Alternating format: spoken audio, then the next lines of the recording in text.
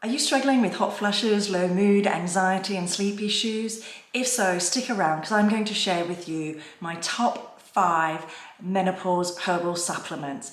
These supplements will help you not just with those issues, but also with things like... Hi, I'm Chelsea Green, holistic hormone specialist, and I help women transition from peri to post-menopause naturally using homeopathy, herbs, nutrition and lifestyle medicine. There are so many herbs, supplements, diet protocols out there.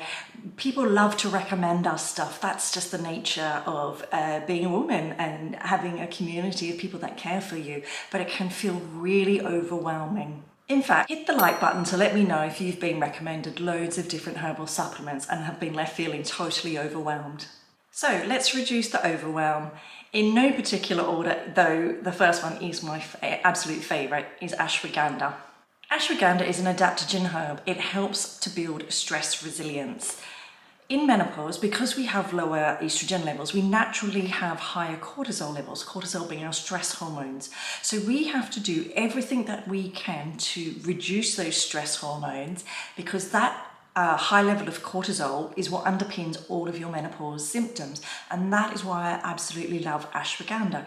It's known to help reduce cortisol levels, to help you be less reactive to stress, and from that place we have better moods, more stable moods, we have less hot flushes, we have better sleep, better relationships with people. And if that's not enough, ashwagandha is also known to support the thyroid. The thyroid often becomes compromised in menopause, and it helps with brain fog. So it protects the brain from oxidative stress. So think about brain fog, think about cognition, memory, all of those types of things. Ashwagandha can be super helpful for that. Make sure you stick around to the end, because after I've gone through my favourite 5 herbs, I will tell you my favourite ways to take them, so which supplements I really rate. Next up, we've got black cohosh. Black cohosh has been used for centuries for muscular aches and pains and cramps. So think about those heavy flooding periods that can often be painful. Black cohosh can be really, really useful for period cramps. But also menopausal, just general menopausal aches and pains. Black cohosh can be really useful for that as well. The big one for black cohosh is nighttime sweats and hot flushes. So black cohosh helps with temperature control. So it helps to reduce both the frequency and intensity of both hot flushes and night sweats. Next up is lemon balm. Now I did and ah about this one because there are so many fantastic herbs. We could have talked about red clover for hot flushes. We could have talked about sage, again for hot flushes and night sweats. We could have talked about Don Quai for mood and energy. But actually thinking about how everything in menopause comes back to our stress response, I have chosen lemon balm because lemon balm is incredibly soothing. It really helps to down-regulate that stress response, to soothe the central nervous system. So it's great in that regard, but it's also great for ailments from stress. So if you have high stress levels and you get headaches, or you get cold sores or muscle tension, think of lemon balm for those kind of ailments from stress. It's also excellent for reducing anxiety, depression, for helping to promote better quality and quantity of sleep. And it's also fantastic for brain fog, for memory and cognition. So really, really wonderful, calming, soothing herb. Okay, number 4, we've got Agnes Castris. Agnes Castris, some people call it Vitex, some people call it chasteberry. It's all the same thing, and it's really useful for promoting healthy levels of progesterone. So in perimenopause, it's actually progesterone that falls first, and progesterone is our calming hormone. So we want to do everything that we can to kind of boost the levels of progesterone that we have in the body, because when we lose that calming effect of progesterone, then we see things like anxiety, low mood, irritability, even kind of restlessness and ungroundedness. So the other thing when we've got low progesterone levels is that we see menstrual regularity. So you might have irregular periods, you might have light periods, you might have spotting in between periods, and with that you might get breast tenderness, you might get those hormonal headaches and migraines. The big thing that we see with low progesterone states is sleep issues. So typically problems falling asleep and problems staying asleep. That would indicate a low progesterone state. So Agnes Castris can be really useful in this regard. Okay, the fifth herb is Maca, and this is one of my personal favorites. It's up there with Ashwagandha, and just like Ashwagandha, it is an adaptogen herb. So it helps with our stress levels. It helps to calm everything down and improve mood and energy. Maca also increases estrogen levels. So when we have low estrogen levels, we have hot flushes and night sweats and mood swings and all the other things that go with that low estrogen state, we can use Maca to help boost estrogen levels. Maca is actually an ancient Peruvian superfood, and in that time it was said to give you the virility of a horse. So also well indicated for low libido states.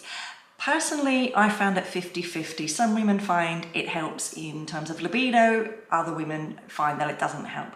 But the Peruvians used it before going into battle to give them energy and stamina. So I definitely recommend Maca for low energy states. It really does work wonders on that front. And if that's not enough, it's really rich in nutrients, it's really rich in fiber, so great for gut health, great for liver support, great for bone health, and just all round general well-being. And actually it's really good for blood sugar balance as well, so super food for menopausal states. If you're finding this useful and you're interested in doing menopause naturally, or you're taking HRT and finding that you need a little bit of extra support, make sure you hit the subscribe button, because that's what my channel's all about. So how do we take these wonderful herbal recommendations? First and foremost, if you're on any medication, or even if you're taking HRT, it is your responsibility to check for contraindications. And if you're ever unsure, please do check with your healthcare provider. So I'm a homeopath, and I use all of these herbs in homeopathic form or in a herbal tincture form. However, I sometimes use supplement form as well, and the supplement form is what I'm going to share with you today. These are my favorite products. So the first is Wild Health Nutrition Botanical Menopause Complex, quite a mouthful. It has ashwagandha in it, along with loads of other fantastic herbs, and I really like it for more of the mental emotional symptoms that we see in menopause, so low mood, depression, anxiety, where we've got high stress levels and we need that ashwagandha support. Next up is the JS Health Menopause Complex. It has both black cohosh and Agnes Castris in it. So I'd be thinking about this one in a perimenopausal state where we've got low progesterone and perhaps estrogen dominance, and we're looking at hot flushes, night sweats, sleep issues, that kind of thing. Another supplement that I really like is MPowder Meno-boost. Now I'm talking about the Meno-boost, but they do have a perimenopause boost as well. On their website you can do a quiz and it will tell you which supplement is the best one for you.